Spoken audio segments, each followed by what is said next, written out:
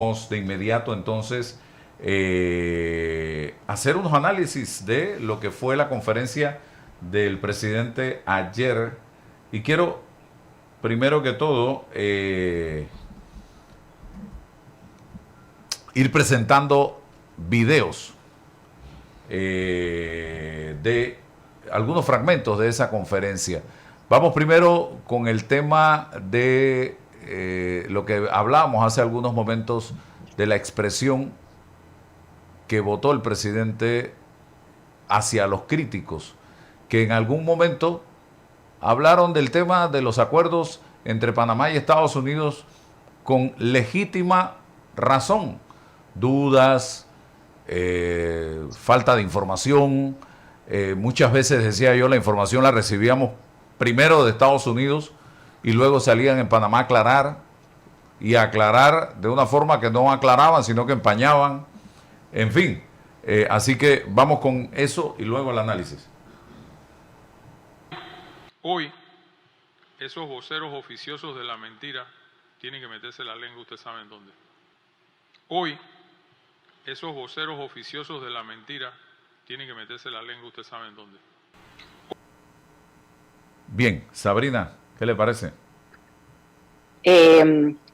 No es digno de un presidente hablar de esa manera, y tampoco es cónsono con los hechos, Álvaro, porque las personas que cuestionaron como panameños los 3 acuerdos firmados con los Estados Unidos durante la visita de Pete Hegseth no estaban simplemente, como él dice, siendo voceros oficiosos de la mentira.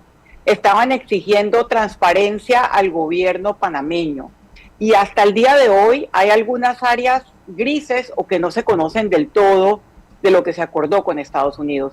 Pero más allá de eso, yo quisiera analizar la parte psicológica de esto.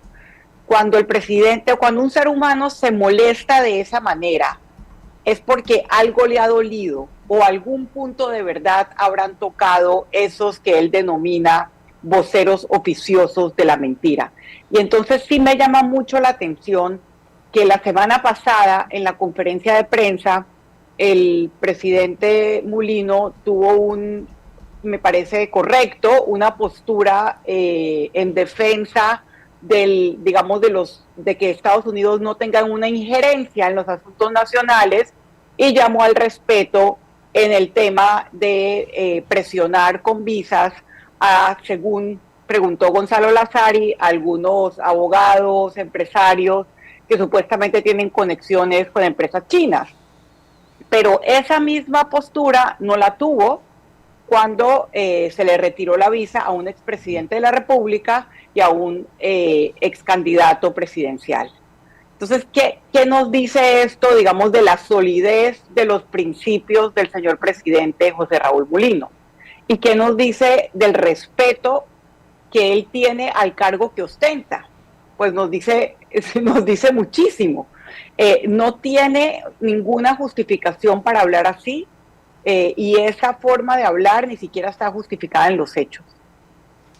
Otro de los puntos abordados ayer en la conferencia tiene que ver con el caso de los uniformes de la Policía Nacional. El presidente, al terminar la respuesta de el ministro de Seguridad, Fran Ábrego, dice: puro morbo de parte de los medios o quienes lo critican. O sea, insistió en el tema, pero la pregunta que yo me hago es: haces una licitación, un acto público, lo bajas, semanas después vuelves y lo subes, no avisas a nadie, lo subes por 4 horas específicamente, de 12 a 4, y ya se había asignado a una empresa la licitación, a la única que había participado. Ahora dicen que no se le había asignado a nadie, que todavía esto no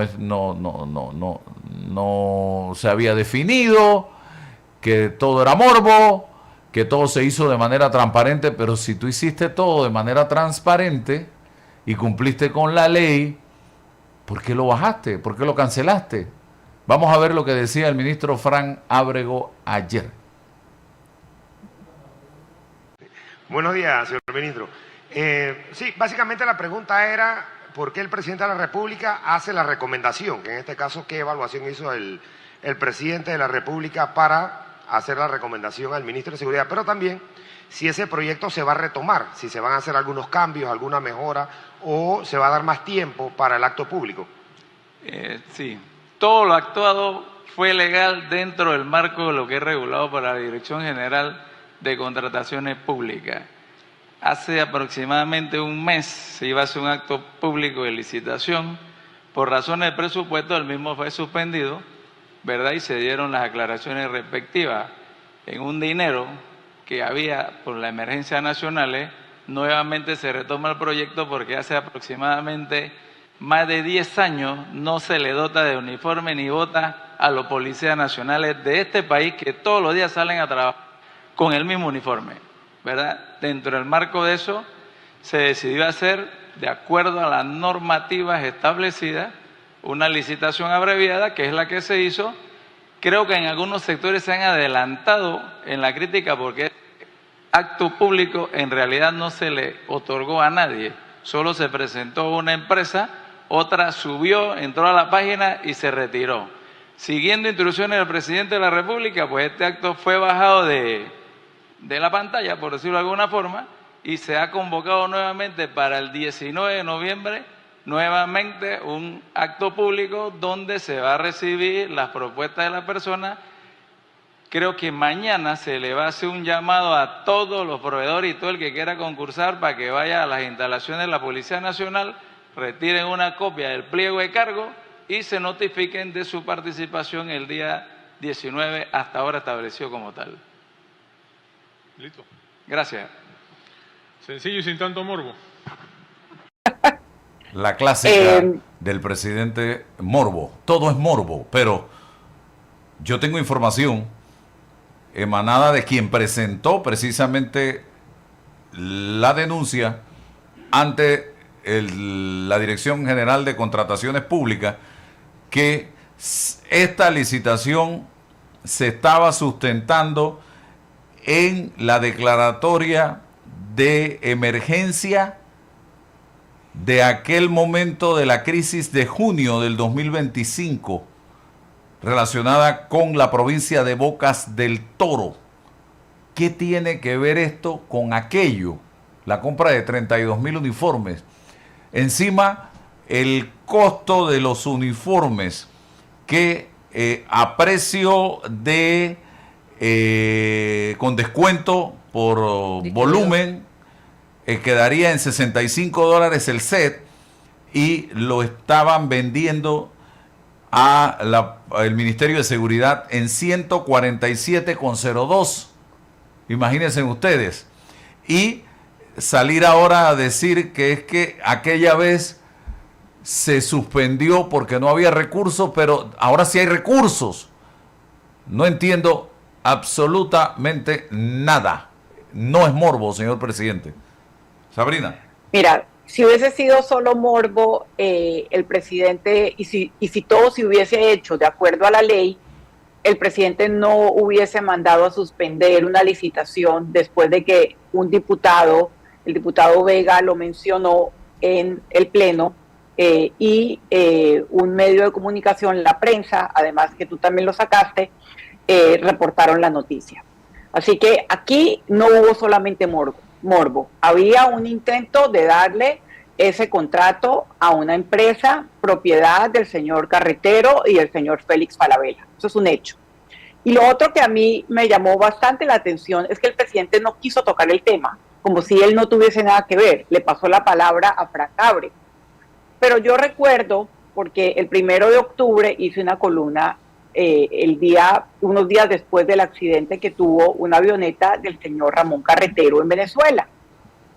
Y yo ahí hacía un recuento de las relaciones de la familia Carretero y de la familia Falabella, porque son primos que digamos, tienen negocios juntos con los distintos gobiernos. Y esa relación empieza con el gobierno de Ricardo Martinelli cuando José Raúl Mulino era ministro de Seguridad, esa misma empresa. Y hay un hecho que todavía no ha sido explicado o aclarado, de una serie de hechos que vinculan al señor presidente con los propietarios de esta empresa. Y es el hecho de que él voló en un avión presuntamente propiedad también de la familia Carretero, de esos aviones que la oposición venezolana sigue porque están asociados al régimen de Maduro. Voló a Costa Rica en compañía de Félix Falabella unos días antes de las elecciones. El diario La Prensa reportó eso. ¿Por qué digo todo esto? Porque el presidente Mulino trata de hacer ver que él nada sabe y nada tiene que ver con esa licitación. Probablemente Frank Ábrego también tiene algo que ver, pero pues es el ministro titular del ramo. Pero la forma en que él delegó completamente el tema en el ministro y luego dijo puro morbo. Definitivamente no es puro morbo. Ok. Siempre lo que se critica, lo que se cuestiona, el presidente lo califica de morbo. Vamos al otro tema de la conferencia de ayer, donde se le habló de lo que muchos han calificado como la Procuraduría Paralela. Adelante. Adolfo, buen día. Adolfo Berríos, de la Estrella de Panamá. Señor presidente, quería preguntarle por la unidad de coordinación legal, la que algunos llaman Procuraduría Paralela. Lo que quiero preguntarle es, esta unidad se crea luego de una reunión con la presidenta de la Corte Suprema de Justicia, la ministra de Gobierno, el procurador y otros ministros. La ministra de Gobierno también es abogada del exministro, o ha sido abogada del exministro Frank de Lima, y el caso de Brecht viene ahora en noviembre. Quería saber si... es que quiero saber es la competencia, o sea, esta unidad va a tener que ver con el caso de Brecht o con otros casos, o cuál es la competencia que va a tener. Por favor, eso no es así. Y dejen de estar haciendo conjeturas que no vienen a cuento. Mi preocupación personal y como mandatario de este país es la misma que a lo mejor tienen todos los que están en esta sala.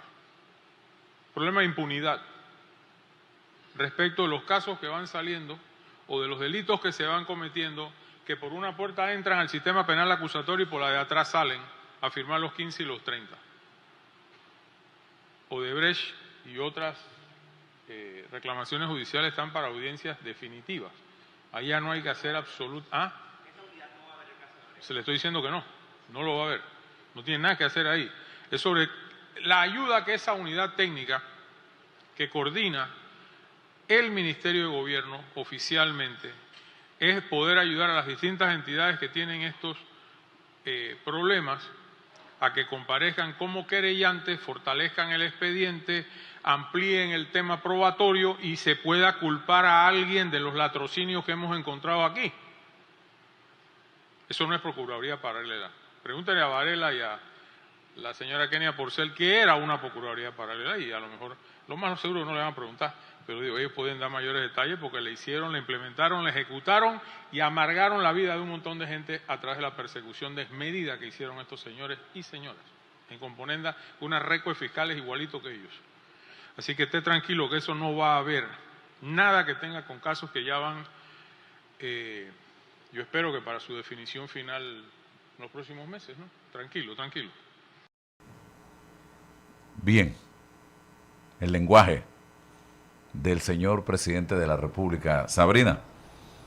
Sí, mira, Adolfo Berríos es un excelente periodista, trabajó muchos años conmigo y básicamente la pregunta que estaba haciendo Adolfo era si él no veía un conflicto de interés y un conflicto ético en que la ministra, abogada de Frank de Lima, sea quien lidere una oficina cuyo supuesto objetivo es querellar o que haya justicia en los casos de latrocinios. Y me dirá el señor presidente que Odebrecht no fue un latrocinio, o en el caso de Frank de Lima, que está imputado, ahí no hay caso. O sea, la pregunta que está haciendo Adolfo Berríos es supremamente pertinente y no tiene que ver si la oficina esta se va a meter o no en el caso de Brecht. Tiene que ver precisamente con la selectividad de la justicia, porque cuando una oficina de este tipo se conforma desde el Poder Ejecutivo, aunque hayan integrado a la presidenta de la Corte, al procurador, de alguna manera hay una subjetividad que le impone, sobre todo una persona como él, que siempre habló de la persecución política, de la selectividad de la justicia, y la selectividad de la justicia o la poca independencia de la justicia tiene que ver con su cercanía al Ejecutivo. Y entonces vuelve a hablar del tema de impunidad como una justificación, pero yo no creo que este gobierno haya contribuido a mermar la percepción de impunidad en el país, todo lo contrario. Y precisamente ese es mi tema de la columna de esta semana, está en tu cuenta de Instagram y en la mía, y también en la prensa, que se llama La Justicia según Mulino. Y nombro varios casos donde él ha alimentado el sentimiento de impunidad. Así que esa preocupación por la impunidad, pues, no está muy sustentada en su comportamiento y en los hechos. Bien, entonces, ¿quién va realmente a dirigir ese nuevo organismo, no sé qué, esa nueva dirección? Tampoco se ha dicho. ¿Será la ministra Dinosca Montalvo, que tiene otras responsabilidades? Ella tiene que ver con las cárceles, ella tiene que ver con los bomberos, ella tiene que ver con el SINAPROC, ella tiene un montón de responsabilidades como ministra. Ahora se le suma esto que debiera ser parte del trabajo que realice cada institución con su equipo de abogados y la Procuraduría de la Administración, Sabrina, hasta donde tengo entendido. ¿Puedo estar equivocado? Absolutamente, absolutamente. Yo para mi artículo me asesoré y efectivamente leí cuáles son las funciones de la Procuraduría de la Administración y tienen que ver precisamente con asesorar, guiar, coayudar a todos esos procesos que emprenden funcionarios públicos cuando encuentran evidencias de posibles irregularidades. Y ya pasó un año de gobierno, o más de un año y medio de gobierno, y yo, o sea, no sé por qué durante todo este tiempo no han actuado. Si el deber de un funcionario es, llegas a una oficina pública y detectas un faltante, detectas una irregularidad, un contrato algo que no cuadra, y tu deber, o sea, no es opcional, tu obligación es asesorarte e interponer una querella. Entonces, si en este momento no lo han hecho, no comprendo cómo el presidente dice que quiere combatir el sentimiento de impunidad. Ya pasó un año y medio. Y el miércoles que estuve aquí hablando de mi columna, citaba el ejemplo de Irving Hoffman, que después fue objeto de una persecución digital horrible del actual alcalde de la ciudad capital, Mayer Mizrachi, pero él, de los funcionarios que yo conozco, llegó, encontró en la AIG un faltante y emprendió una querella, como se tiene que hacer. Bien. Otra cosa que llamó la atención ayer fue la agencia de alquiler de carros que había en Santiago de Veraguas. Prácticamente, nada más faltaba el letrero afuera, se alquila. Vamos a ver las fotos, el video y la llegada del señor presidente yo perdí la cuenta, no sé cuántos vehículos llegaron acompañando a el señor presidente ayer. Ahí están las imágenes y esto me lo mandó la gente. Yo no fui siquiera a Santiago de Veraguas. Ahí están, miren, vehículos de alta gama. Ninguno baja de $100,000. Y segundo, ayer investigando me encuentro con que en alquiler de vehículos el Ministerio de la Presidencia solo se gasta en este año 2025 más de 7 millones de dólares. Cuando yo decía, oye, qué inteligente hubiese sido alquilar un bus de turismo con aire acondicionado, nos vamos todos allí y es más, vamos discutiendo los ministros con el presidente en ese bus temas de país y no cada uno por su lado con 3, 4, 5, 10, 15, 20 escoltas, como ustedes están viendo allí, como si estuviéramos viviendo, no sé, en Haití, donde no hay ningún tipo de seguridad. Sabrina, ¿qué te parece esas imágenes? Bueno, otra imagen más que va en contra del discurso de austeridad. Porque ¿cómo vamos a creer que verdaderamente están tratando de cortar gastos cuando vemos estas contrataciones, estos alquileres y esas imágenes? O sea, ¿por qué vamos a creer el discurso de gobierno si las acciones muestran otra cosa? Y te lo mandaron los mismos ciudadanos que estaban allí. Entonces, claro, obviamente llaman la atención. les llama la atención. No es justificable, y entonces yo me pongo a ver hoy las palabras del ministro de Economía y Finanzas sobre el ICFE, diciéndole a la directora del ICFE que él no la quiere dejar mal en televisión, hablando de la poca ejecución que tiene. ¿Y qué me dicen de la ministra de Educación? O sea, ahí no van a revisar la poca ejecución. Pregunto. Y yo no entiendo cómo una entidad, la verdad que no conozco suficiente, pero una entidad que se maneja tan mal tiene un índice de inserción laboral tan alto. Sería interesante pues investigarlo. Sí me llamó mucho la atención porque el doble estándar con todo es constante. 8 de cada 10 estudiantes que se gradúan en el ICSE se insertan inmediatamente en el mercado.